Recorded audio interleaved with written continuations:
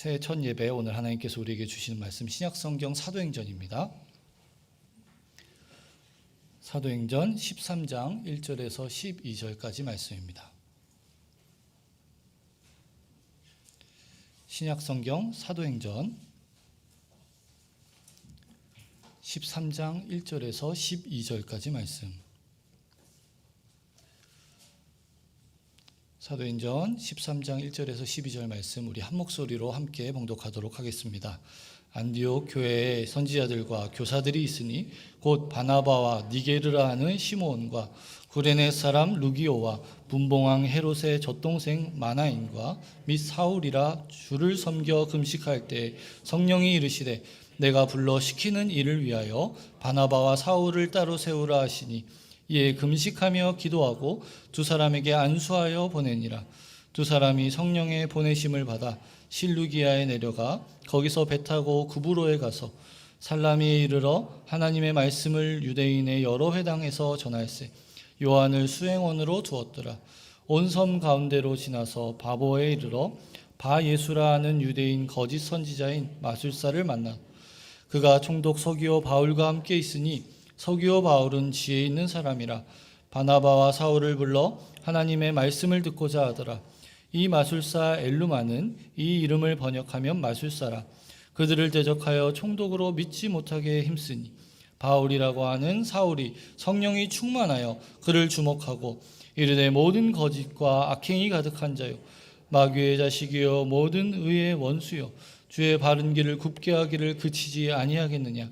보라 이제 주의 손이 내 위에 있으니 내가 맹인이 되어 얼마 동안 해를 보지 못하리라 하니 즉시 안개와 어둠이 그를 덮어 인도할 사람을 두루 구하는지라. 이에 총독이 그렇게 된 것을 보고 믿으며 주의 가르치심을 놀랍게 여기니라. 아멘. 함께 읽으신 이 말씀 가지고 담임 목사님 나오셔서 성령 충만으로라는 제목으로 말씀 전해 주시겠습니다. 할렐루야. 여러분 주보의 그 광고에 두 가지만 잠깐 말씀을 드리도록 그렇게 하겠습니다. 하나는 우리 교회 전통 중에 하나가 이제 매주일 식사하는 거 우리 성도들이 신청하는 건데 많은 분들이 신청하셨는데 오늘까지 마감하려고 합니다. 여러분 가운데서 놓치신 분들은 신청해 주시면 대단히 감사하겠습니다. 아울러서 2024년도 신임 서리 집사 여러분 광고의 네 번째입니다. 그리고는 각 사역 담당자들을 이제 임명하게 되는데 여러분 주보에 간지가 들어 있습니다. 그 간지에 보면은 이게 이제 여러 사역들이 있는데 예배 사역과 교육훈련 사역, 그다음에 전도 선교 봉사 사역, 행정관리, 재정 이렇게 이제 5가지 에어리아를 우리 장로님들이 각각 맡으셔서 섬기게 됩니다. 아울러서 안수 집사님들이 한 2분 내지 3분 이렇게 각각 이렇게 편성이 되어서 책임을 맡아서 그런 사역들을 돌보고 이렇게 관리하고 챙기는 그러한 일들을 하게 될 것입니다. 그리고는 이제 지난번에 우리가 2024년도에 자기가 봉사하고 섬기고 싶은 이제 영역 이렇게 표시하도록 했는데 우선 표시한 분들만 이렇게 각각의 영역에 따라서 배치를 했습니다. 제 생각에는 우리 모든 성도들이 2024년부터는 한 사람이 한 영역은 좀 이렇게 섬길 수 있도록 했으면 좋겠습니다. 여러분 그것이 좋습니다. 여러분 꼭 그렇게 하십시오. 여러분 이렇게 목사가 이야기를 해도 악착같이 안 하는 분이 있는데 그러지 마세요. 여러분이 하나 하는 것이 좋습니다. 어떻든 좋습니다. 한번 꼭 기억하시고 순종하셔서 내가 미약하지만은 이 분야에 가서 기도라도 내가 하겠다. 이렇게 여러분이 지원하셔서 하신다면은 하나님께 복이 되리라고 생각이 되어집니다. 여러분이 그렇게 좀 수고해 주시고요. 그 다음에 당의 서기 이종문 장로님이 수고하시고 안수 집사에는 우리 김명호 집사님이 총무로 섬겨주시고요. 그 다음에 여기 밑에 이제 교육부서 팀장 및 교사에 대한 안내가 있습니다. 유치부에서 또 초등부에서 청소년부에서 청년부에서 각각 섬기는 분들이 있는데 특별히 교사들 위해서 여러분들이 많이 기도해 주시고 격려해 주시면 대단히 감사하겠습니다. 우리 청소년부의 김명호 집사님이 너무 오랫동안 하셨어요. 제가 바꾸려고 했는데 사람이 없었어요. 너무 지쳐듣고 힘들어서 사실은 이번에 이제 박기훈 집사님이 좀 수고해 주시도록 하고 김명호 집사님은 약간 좀 여유를 갖도록 그렇게 우리가 배려를 했습니다. 어찌됐든 여러분들이 이렇게 섬기게 될 터인데 서로 도와가면서 교회 일은 그렇습니다. 서로 도와가면서 재밌게 하셔야 돼요. 여러분 절대 교회 일은 하면서 제가 뭐 하지 마라? 싸우지 마라. 늘 그랬잖아요. 그러니까 여러분 너무 하기 싫으면 안 하시는 게 좋아요. 안 하시는 게 좋고 교회 일은 자원하는 마음. 그래서 제가 여기에다가 자원봉사자고 그랬어요. 교회는 목사가 시켜서 하는 것이 아니에요. 자원해서 하는 거예요. 늘. 교회 일은 늘 철저히 볼런티어십입니다. 여러분이 그렇게 아시고 자원해서 섬겨주시고 기쁨으로 감당해 주시고 또 이런 과정들을 통해서 여러분들이 성장하고 발전하셔야 돼요. 이런 관계, 이런 사역들을 통해서 성장하고 발전하거든요. 여러분 잘 어느 정도 교회 생활하신 분들은 다 경험하셨으리라고 생각합니다. 인격도 잘하고 능력도 잘하고 자기가 모르는 일들을 한번 해보면서 또 경험하면서 배우기도 하고 이런 것들을 여러분들이 꼭 유념하셔서 많은 분들이 참여해 주시면 대단히 감사하겠습니다. 오늘 그리고 아울러서 이제 2024년도에 신임 서리 집사로 소개할 분들이 이렇게 있습니다. 우리 남자 성광천 집사님, 그다음에 여자는 김현정, 안성란, 최윤경 집사님인데 일부 예배 때 우리 김현정, 최윤경 집사님은 나오셨습니다. 그래서 제가 기도를 해드렸는데 2부 예배 때 우리 성광천 집사님 4분이죠. 안성란 집사님인데 2분은 중국에서 신학을 공부한 귀한 아주 인재들입니다. 사실은 우리나라에 오셔서 이제 이곳에서 생활을 하시는데 제 마음속에 어떻게 좀 교회를 섬기도록 도울까 이렇게 생각을 했는데 우리 교회가 아직은 좀 미약하고 그래서 미래에 앞으로 이제 우리 교회 제 꿈 중에 하나가 이 중국인 특별히 한족들 아니면 우리 조선족들 오셔서 좀 같이 신앙생활할 수 있는 기회가 좀 많이 있었으면 좋겠다라는 마음이 있어요. 그래서 하나님께서 우리 성광천 우리 안성란 집사님을 보내시지 않았을까 이런 생각이 드는데 아직은 그 사역이 없기 때문에 2분이 집사님으로 좀 교회를 섬기면서 앞으로 그런 사역이 있어서 앞으로 그런 사역도 하면서 이 주님을 섬기면 참 좋겠다라는 생각을 갖습니다. 우리 성광천 안성란 집사님 그 자리에 좀 일어서 주시죠. 예, 2분 여러분 자주 보셨을 거예요. 오래 보셨죠? 예, 2분 우리 격려의 박수를 좀 보내도록 그렇게 하겠습니다. 감사합니다. 예, 잘 섬겨 주시기를 바랍니다. 고맙습니다. 자리에 앉아 주시죠. 예, 제가 한번 기도하도록 하겠습니다. 하나님 우리 아버지, 우리 성 집사님, 또 안 집사님, 하나님께서 은혜로 잘 인도해 주시고 또 우리나라에 와서 같이 주님을 섬기면서 교회를 섬기며 일할 수 있도록 주님의 은혜를 더해 주시니 진심으로 감사합니다.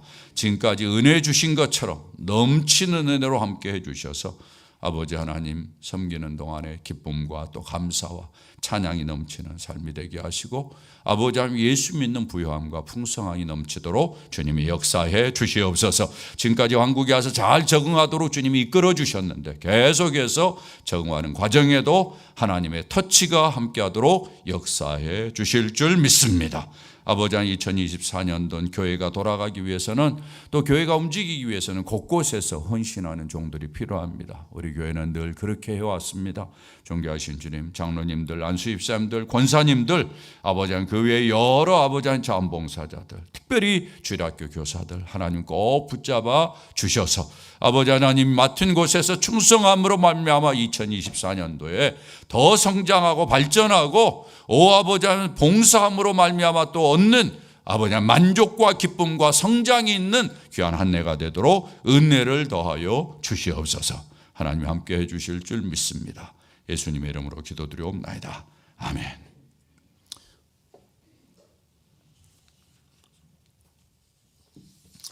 여러분 가운데 송구영신 예배 오신 분들도 계시고 오시지 않는 분들도 아마 계시라고 생각합니다. 송구영신 예배에 오신 분들은 제가 그날 저녁에 어떤 주제로 말씀을 드렸는지를 아마 잘 기억하시라고 생각합니다. 믿음으로라는 그러한 제목으로 말씀을 드렸습니다. 여러분 혹시 송구영신 예배 오지 못한 분들은 이 설교를 한번 영상을 통해서 들을 수 있기를 부탁을 드립니다. 신앙생활을 해나가면서 이런 인생에 이렇게 여러 일들이 많이 있는데 가장 중요한 게 뭔가 제가 돌이켜보니까 결국 믿음이에요. 믿음. 2024년을 이제 시작하면서 다들 어렵다고 그러잖아요. 주변에 있는 사람들이 힘들다고 그래요. 이런 가운데서도 좀 다이나믹하게 인생을 살았으면 참 좋겠다. 주변의 환경에 엇눌려가지고 이렇게 짓눌려가지고 사는 그런 인생이 아니라 좀 더 다르게 역동적으로 좀 인생을 사는, 잘 되면 기분 좋고 안 되면은 치우치는 게 깔아앉는 그런 인생이 아니라 상황과 상관없이 막 역동적으로 인생을 살아낼 수 있는 그런 삶이 참 되었으면 좋겠어요. 이게 제 목사의 마음입니다. 우리 식구들이 그런 것들을 가능하게 한 게 뭐냐? 믿음입니다. 믿음에 대해서 유일하게 한 주제로 강조해서 이야기하는 게 히브리서 11장인데, 히브리서 11장에 나오는 많은 인물들, 그들을 공통점을 찾는다면은 믿음으로라는 거예요. 그래서 그들 앞에 소개할 때 수식어가 꼭 붙는데, 믿음으로 에녹은, 믿음으로 아브라함은, 이렇게 쭉 나가요. 믿음으로 행할 때, 믿음으로 인생을 살아나갈 때 복된 인생을 살 수 있는 줄 저는 믿습니다. 여러분 그렇게 믿으시고 믿음을 가지세요. 세상은 모두 다 믿음으로 삽니다. 여러분도 그렇게 믿음으로 살아요. 그런데 어떤 믿음이냐가 중요해요. 여러분 가운데서는 학력이 나를 지켜줄 거라는 믿음을 가지고 살아요. 출세하면은 큰 위치에 올라가면은 그것이 나를 안전하게 할 것이라는 믿음으로 갖고 사는 사람도 있어요. 돈을 모으면 그것이 나를 안전하게 할 것이다 라고 생각하는 사람도 있어요. 그런데 여러분 보세요. 그런 것들이 나를 진짜 안전하게 만드는가? 그 믿음들은 불안전한 것들이에요. 그런 믿음이 아니라 진정한 믿음, 나의 삶의 의미와 가치와 나의 삶의 원리를 정확하게 이야기해 주는 믿음은 어떤 믿음이냐? 예수 그리스도의 믿음밖에 없어요. 예수 그리스도를 믿는 믿음.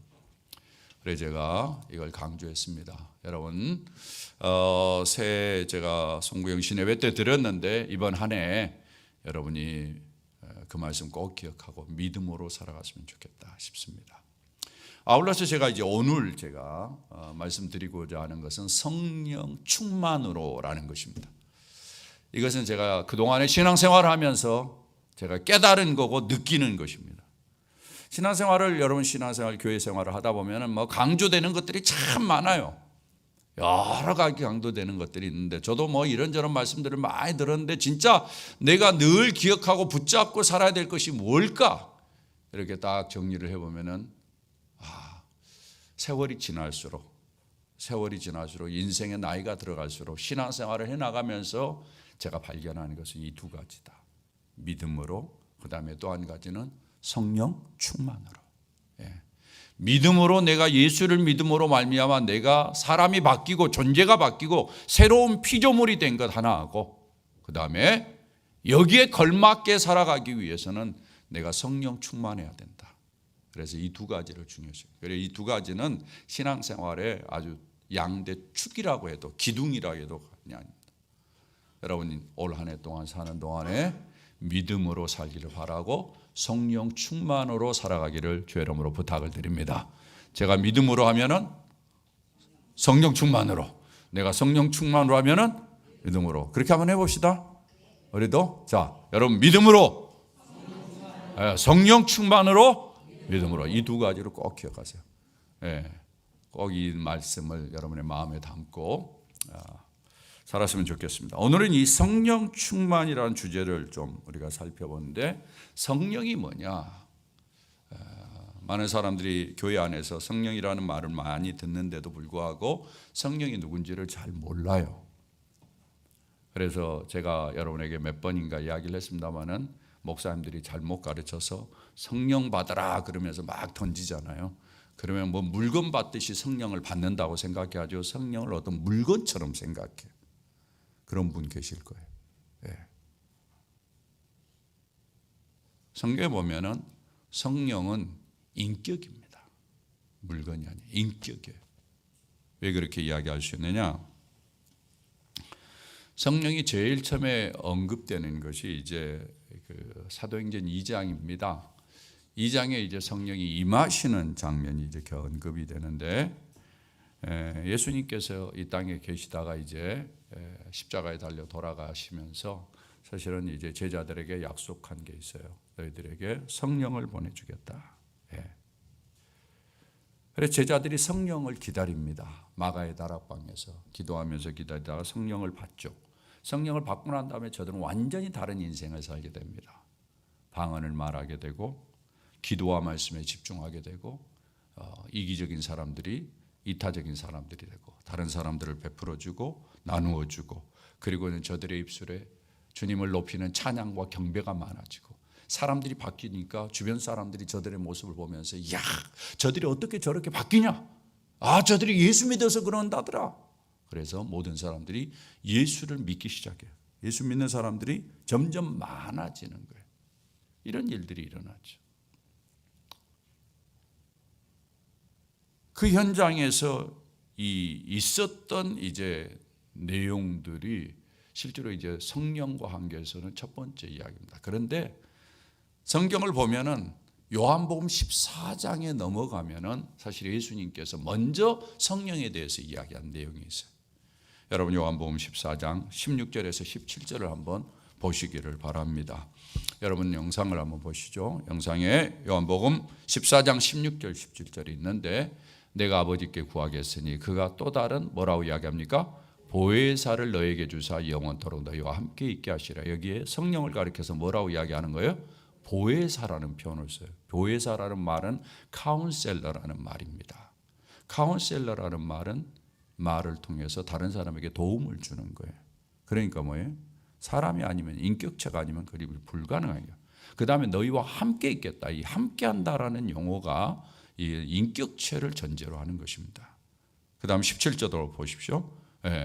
그는 뭐라고 이야기합니까? 진리의 영이라 세상은 능히 그를 받지 못하나니 이는 그를 보지도 못하고 알지도 못하리라. 그러나 너희는 그를 아나니 그는 너희와 뭐라고요? 함께 거하시며 너희 속에 계시며 이 표현들이 전부 다 인격이 아니면은 쓸 수 없는 표현들입니다. 그러니까 예수님께서 성령을 이야기하면서 사실은 인격체로 이야기를 했어요. 그 다음에 26절에 보면은 요한복음 14장 26절에 보혜사 곧 아버지께서 내 이름으로 보내실 성령, 여기 보혜사를 성령이라고 정확히 표현했어요. 그가 너희에게 오면은 그 다음 뭐라고 이야기합니까? 다 같이요. 모든 것을 가르치고 너에게 말한 모든 것을 생각나게 하라. 여기 가르친다라는 표현이 있습니다. 가르치는 것은 인격체가 아니면 불가능한 이야기죠. 그러니까 뭐예요? 성령은 하나의 영적인 존재로 우리가 뜬금없이 돌아다니는 그런 존재가 아니라 인격이라는 거예요. 성령은 어떤 주어짐으로 말미암아 받는 어떤 물건이 아니라 인격이라는 것을 이야기를 하는 거예요. 이건 상당히 중요한 것을 이야기합니다. 인격은 나눠지지 않는 거예요. 인격은 분리될 수 없는 거예요. 인격은 하나를 이야기합니다. 그게 성령인데 이 성령이 사도행전 2장에 임할 때의 모습을 어떻게 표현하고 있는 거 아니? 사도행전 2장 4절에 이렇게 이야기합니다. 여러분 성경을 정확히 보셔야 됩니다. 그들이 다 같이요. 성령의 충만함을 받고 성령이 말하게 하심을 따라 다른 언어들로 말하기를 시작하니라. 자, 성령이 임한 것을 가리켜서 뭐라고 표현하고 있어요? 성령의 충만함을 받았다. 이렇게 표현해요. 아주 중요한 것을 이야기하고 성령이 임한 것과 성령이 충만한 것을 분리해서 이야기했습니까? 아니에요. 성령이 임한 것은 무엇과 같다는 성령의 충만함과 같다는 거예요. 성령이 임한 것은 부분적으로 임한 것이 아니라는 거예요. 예. 성령이 있는데 50% 임했다는 이야기가 아니에요. 예. 전인격으로 나누어질 수 없기 때문에 100% 충만하게 완벽한 인격체로 임했다라는 사실을 이야기를 해주고 있습니다.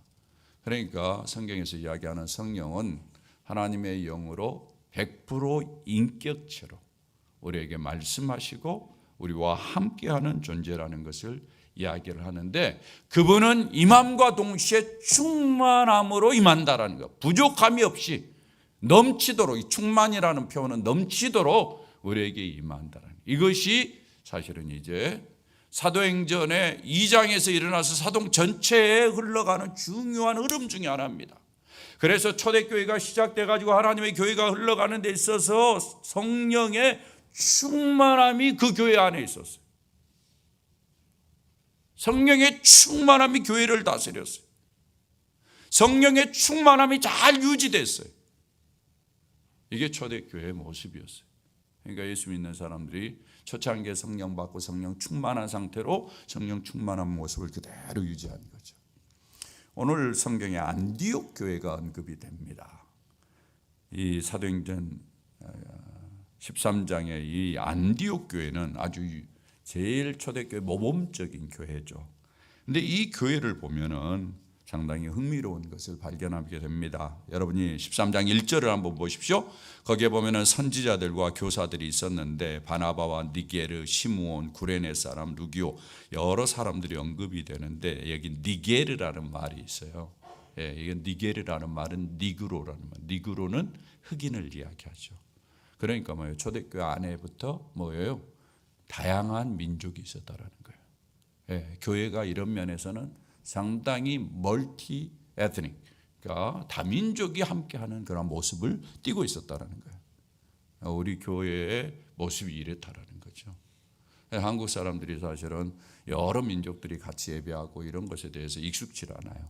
한국 사람들은 한국 사람 단일 민족이다 이렇게 생각하니까 성경의 원래 모습은 여러 민족들이 와서 같이 예배하는 겁니다. 우리 교회에도 여러 민족들이 와서 예배해도 괜찮은 거죠? 네, 그러셔야 돼요. 여러분 이것 때문에 아주 어색해하고 그러면 안 돼요. 예, 초대교회가 그랬어요. 늘 그랬어요. 예. 우리 토요일 아침이면은 우리 강수미 목사님, 우리 또 앙사모님이 여기에서 기도회를 해요. 모슬렘권을 위해서 기도를 하는데 거기에 이제 가끔 이런 다른 이제 모슬렘 사역을 하는 이제 다른 분이 오셔요. 예. 예. 그런 분들이 오셔서 같이 지내는 거, 같이 기도하는 거. 예수 안에서는 다 하나가 되는 거예요. 예. 서로 어색하지 않아요. 같이 이렇게 하는 거예요. 예. 그런데 재미있는 표현이 하나 있어요. 2절에 보면은 뭐라고 이야기를 하는 거 아니에요? 그들이 같이 주를 섬겨 뭐라고 이야기합니까? 금식할 때 성령이 이르시되. 자, 제일 먼저 안디옥 교회에 그들에게 일하는 한 분이 계셨는데 성령이 있었다라는 거예요. 근데 성령이 말씀하시기를 내가 불러 시키는 일을 위하여 바나바와 사울을 따로 세우라. 그러니까 바나바와 사울을 여기 이제 이들을 선교사로 보내거든요. 선교사를 보내기 위해서 따로 구별하는 일들 가운데 누가 지시했다? 성령이 지시했다라는 거예요. 성령이 그들을 따로 세우는 일을 하신 것을 이야기를 해주고 있어요. 그 다음에 4절에 보면은 두 사람이 뭐라고 이야기합니까? 성령의 보내심을 받아. 예. 성령의 보내심을 받아. 성령이 보냈다라는 거예요. 성령이 세울 뿐만 아니라 보내는 역할을 했어요. 그래서 실루기아에 내려가 거기서 배 타고 구브로로 가서 지역을 이야기하는데 그들이 이야기한 교통편도 이야기가 돼요. 이 모든 과정 속에 뭐예요? 성령이 보내시는 그러한 과정, 성령의 보내시는 역사가 함께 있었던 거죠. 성령이 말씀하시고 성령이 움직이도록 하는 그러한 내용이 언급되어 있어요. 그리고는 9절을 봅니다. 그래서 바울과 이제 바나바가 움직이다가 여기에 이제 바예수라는 소위 말해서 마술사를 만납니다. 거짓 선지자 마술사를.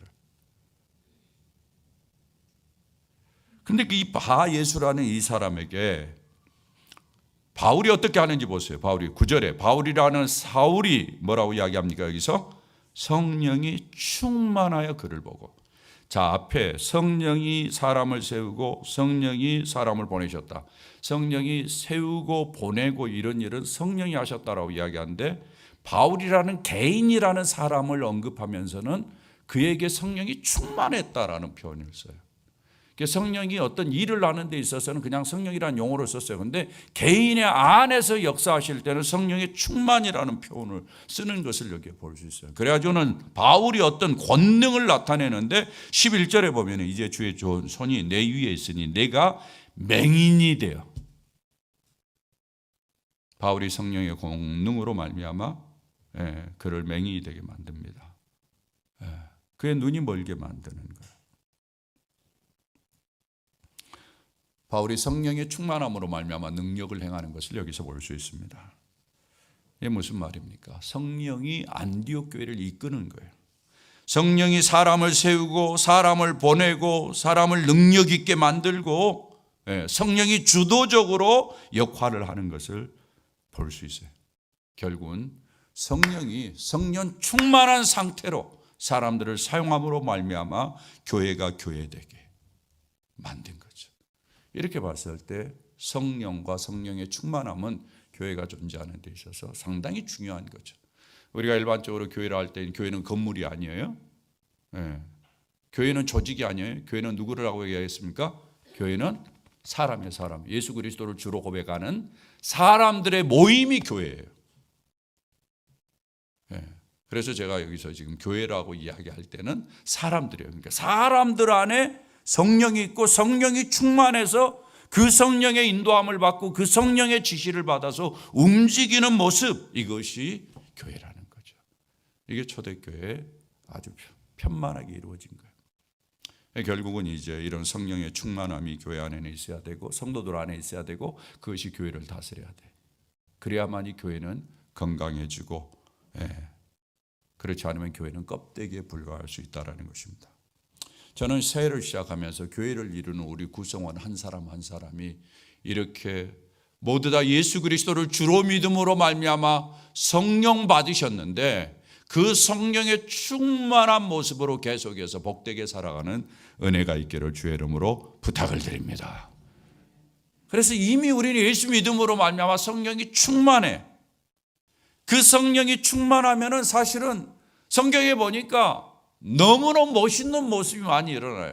사도행전 2장 42절 이하에 보면은 그 성령 충만한 사람들의 모습이 나와요. 뭐라고 나옵니까? 다 같이 읽어봅니다. 그들이 사도의 가르침을 받아 서로 교제하며 떡을 떼며 오로지 기도하기를 힘쓰니라. 보세요. 가르침을 받아 하나님의 말씀을 배우기를 힘써요. 그리고는 서로 교제해요. 사람들과 서로 어울려요. 먹을 것 같이 먹어요. 그리고는 기도에 힘써요. 그 다음에 보시길 바랍니다. 뭐라고 이야기합니까? 사람마다 두려워하는데 사도들로 말미암아 기사와 막 표적이 일어나는 거예요. 그리고 와서 어떻습니까?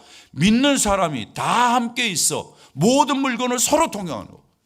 야, 어떻게 이기적인 사람들이 서로 물건을 나눌 수 있는 사람들이 됩니까? 이렇게 바뀌는 거예요. 그 다음에 뭡니까? 자기의 재산과 소유를 팔아 각 사람의 필요를 따라 나누어 주는 일들이 생기는 거예요. 그 다음에 어떻습니까? 날마다 마음을 갖춰 성전에 모이기를 쓰고 떡을 떼며 기쁨과 순전한 마음으로 음식을 먹고 그들 안에 기쁨이 있어요. 순전한 마음이 있어요. 그러면서 하나님을 찬미하고 더 중요한 게 있어요. 온 백성에게 뭘 받았다? 칭송을 받았다. 보세요.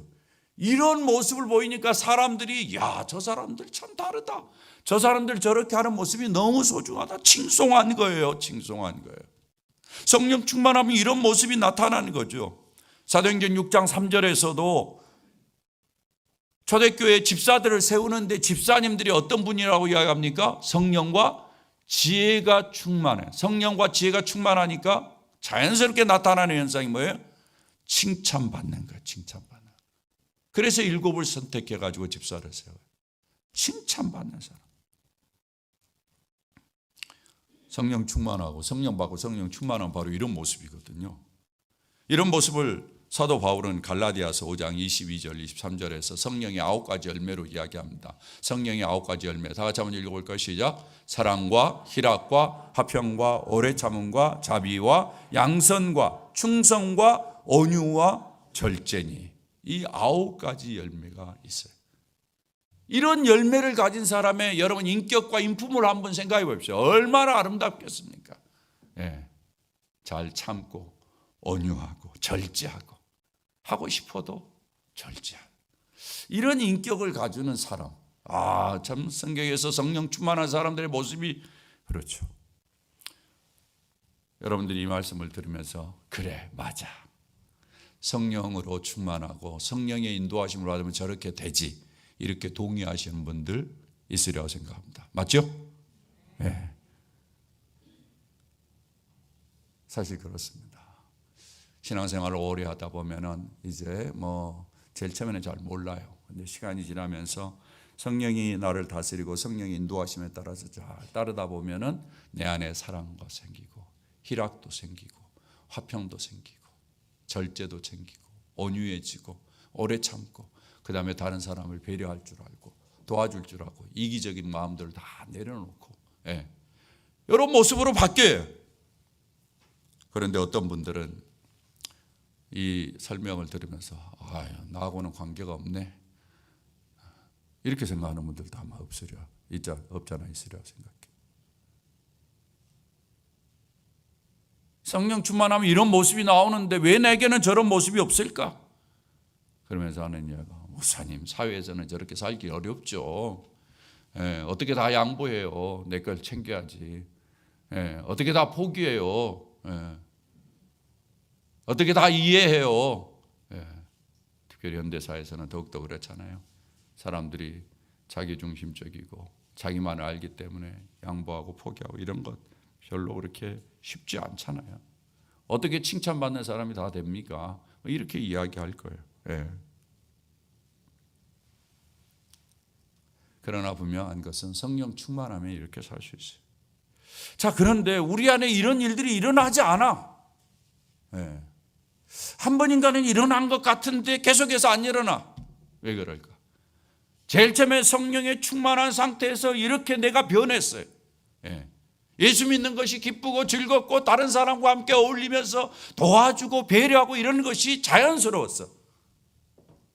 그런데 언제부터인가 이런 모습이 없어요. 그러니까 예수 믿는 기쁨도 없고 즐거움도 없고 찬양도 메마르고 감사도 없고. 왜 그럴까? 사도 바울이 이 부분에 대해서 정확하게 답을 합니다. 여러분, 이 성경 본문은 좀 찾아보는 것이 좋을 것 같아서 좀 찾았으면 좋겠습니다. 여러분, 성경 가운데 갈라디아서가 있습니다. 신약 성경 여러분 뒤로 넘겨서 한 308페이지 정도로 가시죠. 308페이지 정도에 가면은 갈라디아서 5장 17절의 말씀이 나옵니다. 여러분, 이 성경은 상당히 중요한 성경이기 때문에 한번 보시기를 바랍니다. 보시고 성경을 보기 어려운 분들은 영상을 보시길 바랍니다. 갈라디아서 5장 17절 말씀에 보면은 사도 바울이 이렇게 이야기합니다. 다 같이 한번 읽어볼까요? 시작. 육체의 소욕은 성령을 거스리고 성령은 육체를 거스리나니 이 둘이 서로 대적함으로 너희가 원하는 것을 하지 못하게 하려 함이라. 우리가 원하는 것을 하지 못하게 하는 방해꾼이 있어요. 그게 뭐예요? 육체의 소욕이라는 거예요.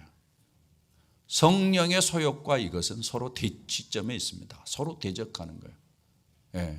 그러니까 앞에서 사랑과 희락과 화평과 오래 참음과 자비와 양성과 충성과 온유와 절제와 같은 아름다운 열매를 맺으려고 그러는데 이걸 방해하는 것이 있어요. 바로 육체의 소욕이라는 것입니다. 그 육체의 소욕이 뭘까? 그 밑으로 내려가면 19절에 이렇게 이야기합니다. 19절에 육체의 일은 분명하니, 다 같이 한번 읽어볼까요? 시작. 곧 음행과 더러운 것과 호색과 우상숭배와 주술과 원수 맺는 것과 분쟁과 시기와 분냄과 당짓는 것과 분열함과 이단과 투기와 술취함과 방탕함과 또 그와 같은 것들이라. 여러분, 이 내용들을 잘 보십시오. 이 내용들을 잘 봐보십시오. 이게 뭐예요? 우리의 모습 속에서 드러나는 것들이잖아요. 우리가 육신을 입고 있으면서 자꾸 이런 모습으로 나타나요. 결국 이런 것들이 성령 충만한 모습을 방해해요. 그래서 성령 충만을 깨트려 버려요.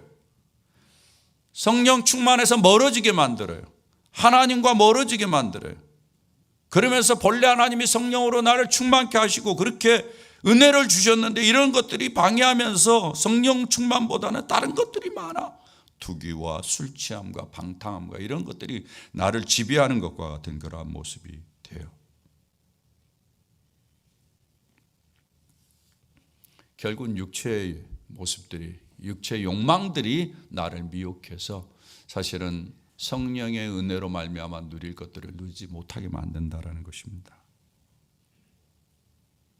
이렇게 보았을 때 그걸 당연하다고 생각하지 말고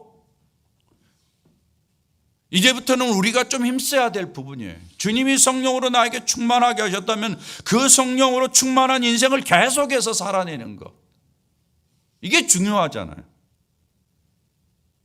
그렇다면 어때요? 이 세속적인 욕망들을 좀 잘라내고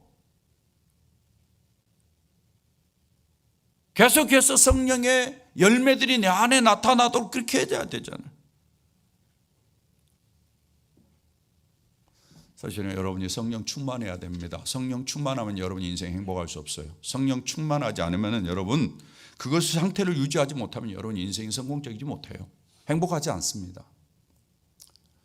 왜 그런가 하면은 성령이 우리에게 주는 은혜가 많이 있는데 성경에 보면은 독특한 게 하나 있어요. 그게 뭔가 첫 번째가 지혜입니다. 지혜. 성령 충만하면 지혜를 얻을 수 있어요. 이 땅에서 살아가는데 여러분 지혜가 얼마나 중요하냐. 제가 늘 이야기하잖아요. 이 땅을 살면서 실수만 안 해도 우리가 행복한 인생을 살 수 있다. 실수라는 말을 다른 말로 바꿔야 한다면 분별력이 없다는 이야기예요. 판단력이 흐려졌다는 이야기예요. 왜 그러느냐? 지혜가 없기 때문에.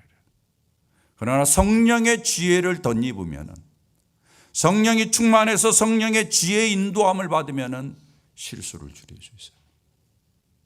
성령이 그래요. 성령 충만했던 바나바는 성령이 충만함으로 지혜가 많았어요. 그래서 지혜로우니까 그 주변에 사람들이 많았어요. 그래서 안디옥 교회에 이 바나바가 세웠는데 안디옥 교회에 새신자들이 많이 들어온 이유 중에 하나가 뭔가 이 바나바 때문에 그랬어요. 바나바가 참 지혜로운 사람. 말도 잘하고 말도 따뜻하게 하고 사람들에게. 사도 바울도 그랬어요. 지혜로운 사람. 바나바가 안디옥 교회에 데리고 왔어요. 교인들이 많아지니까 와서 네가 좀 도와주라 했는데 사도 바울이 지혜가 있어가지고 성경을 잘 알았어요. 그리고는 구약 성경과 신약 성경을 잘 연결하면서 해석을 하는 그러한 능력이 그에게 있었어요. 지혜예요, 지혜. 이게 성령으로 말미암아 오는 거예요. 그러니까 그들의 인생이 얼마나 풍성하고 부여 있는지 몰라요. 성령이 충만하면 그 다음 뭐가 생기는가 하면 권능이 생깁니다. 성령이 우리에게 가져다 주는 것 중에 하나가 지혜와 이 권능인데 권능은 능력이에요. 자기 모습보다 훨씬 더 강한 능력으로 사는 거예요. 여러분 보십시오. 성경에 성령 충만한 베드로를 보십시오. 강한 메신저가 됩니다. 강한 능력자가 됩니다. 그래서 나면서 못 걷는 사람도 그가 일으켜요. 성령 충만한 바울을 보십시오. 가르침에 강한 자가 되어 많은 환난과 고통을 이겨낼 수 있는 그런 능력자가 돼요. 예수님의 제자들만 그러나 평신도들도 그랬어요. 성경에 나타난 평신도들 얼마나 많아요. 사도행전에 나타나는 브리스길라와 아굴라 같은 사람 평신도들이에요. 근데 성령의 은혜로 말미암아 능력 있는 사람으로 당대에 쓰임 받아요.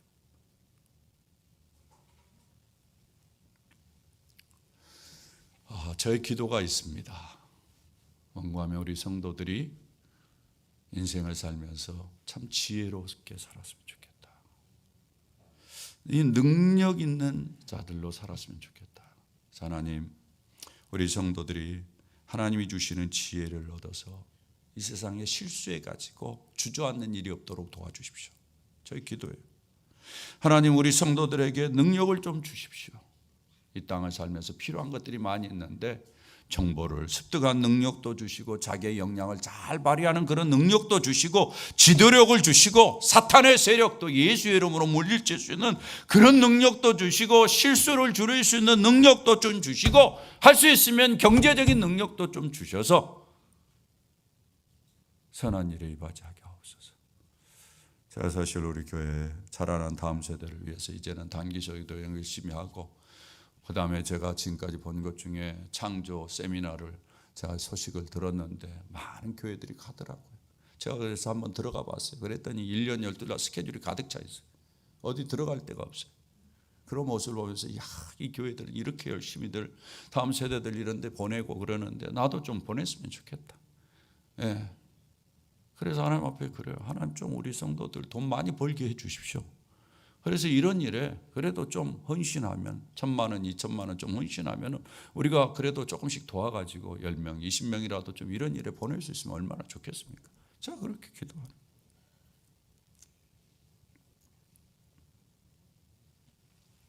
사랑하는 여러분, 저는 이런 은혜가 필요하다고 생각해요. 그래서 우리가 성령 더 충만해야 된다고 생각합니다.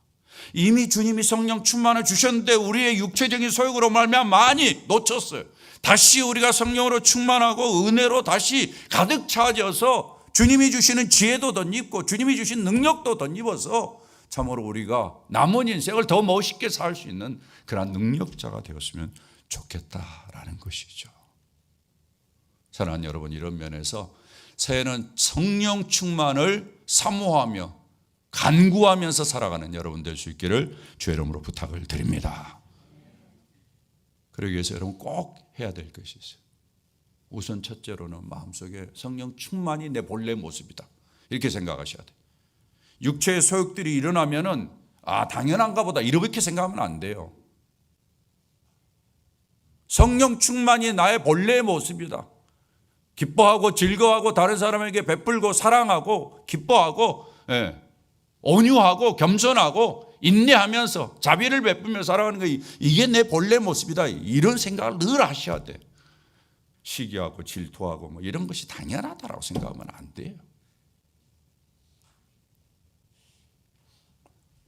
그리고 인생을 살면서 이 육체 욕심이 나를 계속해서 성령 충만을 약화시킬 수 있다는 인식을 하셔야 돼요. 육체의 욕망들이 나로 하여금 성령 충만하지 못하도록 나를 약화시킬 수 있다. 그런 일이 벌어지면 바로 회개하셔야 돼요. 하나님 잘못했습니다. 미안합니다. 제가 선택을 제가 결심을 잘못했습니다. 그래서 이 욕망과 못된 습관들, 제가 이야기했죠, 습관들 잘라내셔야 돼요. 그걸 붙잡고 있으면 안 돼요. 여러분, 못된 습관을 극복할수록 여러분의 인생은 불행해집니다. 마지막으로는 성령의 은혜를 사모하는 거예요. 성령을 사모하셔야 돼요. 성령은 뭘로 일을 하시냐? 말씀으로 일해요. 말씀을 사모하셔야 돼요. 아울러서 성령은 말씀을 통해서 저에게 말씀하셔, 우리들에게 말씀하셔. 그 말씀하실 때 그 말씀을 잘 순종해야 돼요. 제가 늘 이야기하잖아요. 우리가 무슨 결정을 할 때면 또 어떤 좀 순간이 되면 성령이 내 안에 오셔서 야, 너 그거 잘 해봐, 이렇게 깨우침을 주기도 하고, 내 마음에 오셔서 야, 그건 아닌 것 같다, 너 그거 별로인 것 같은데 너 꼭 그렇게 해야 되냐. 성령이 약간씩 이렇게 나의 마음속에 이렇게 저렇게 움직임을 줘요. 거기에 따라서 여러분들이 성령의 음성이다 싶으면 잘 순종해요. 물론 거기에 사탄도 장난을 해요. 사탄도 장난을 합니다. 그래서 상당히 이제 민감해야 되는데 성령의 그러한 가르침에 이끌림을 받아야 돼. 예. 그래야만이 성령 충만이 내게서 계속해서 유지가 돼요. 그 이끌림을 받을 때 성령이 나를 계속해서 빛 가운데로 인도하는데 나는 자꾸 어둠으로 간다, 이러면 안 되죠. 이런 성령이 내게 말씀하시는 데 쪽으로 이렇게 움직여야 되는데 이것을 가장 선명하게 도와주는 게 뭔가 하면 바로 기도입니다. 기도. 오늘 성경에 보면은 여러분들이 이 안디교 교회 교인들이 하나님의 인도를 받기 위해서 어떻게 하셨는지 보세요. 여기 보면은 2절에 사도행전 13장 2절로 다시 돌아가 보면은 주를 섬겨 뭐라고 이야기합니까? 금식할 때. 금식할 때. 3절에 보면은 이에 금식하며 뭐하고? 기도하고. 금식하고 기도할 때 성령께서 할 일을 보여주시는 거예요. 할 일을 깨닫게 하시는 거예요. 성령께서 지혜를 주시는 거예요. 명철을 주시는 거예요. 그래서 실수하지 아니하고 좋은 방향으로 가도록 하는 겁니다. 사랑하는 여러분, 올 한 해 성령 충만하기 위해서는 더 기도해야 됩니다. 더 기도할 수 있기를 주의 이름으로 부탁을 드립니다. 그래서 성령 충만을 내 안에서 회복하셔요. 우리 다른 회복이 없습니다. 성령 충만을 회복하셔야 돼요. 저희 벽에다 지난번 우리 집회에서 말씀 축제에서 우리 강사 목사님이 주신 것을 저렇게 제가 붙여놨습니다. 일부러 붙여놨어요. 이게 기본이기 때문에 우리 한번 읽어볼까요? 저 오른쪽에 있는 글씨만 다 같이요. 시작. 예배가 그치면 심령이 메마릅니다. 그 다음 사람은 죽어도 기도는 죽지 않습니다. 그 다음 하나님께 드리면 넘치도록 돌려주십니다. 여러분 자꾸 보십시오. 저걸 보면서 저런 모습으로 살아갈 때 내 안에 성령이 충만함이 유지가 돼요. 그럴 때 우리가 복된 인생을 살아갈 수 있습니다. 2024년을 우리가 시작합니다. 제발 부탁합니다. 사랑하는 여러분, 한쪽의 믿음으로 꼭 기억하고 한쪽에 2024년 우리에게 지혜가 필요합니다. 능력이 필요합니다. 우리에게 좋은 인품과 좋은 모습이 필요합니다. 성령 충만으로만 가능해요. 그렇게 살았을 때 우리의 인생이 행복하고 안전할 수 있습니다. 사랑 우리 귀한 식구들, 이러한 은혜로 말미암아 모두 다 2023년 다 어렵다고 이야기하지만 넉넉히 살아내는 은혜와 축복이 있기를 주의 이름으로 축원합니다.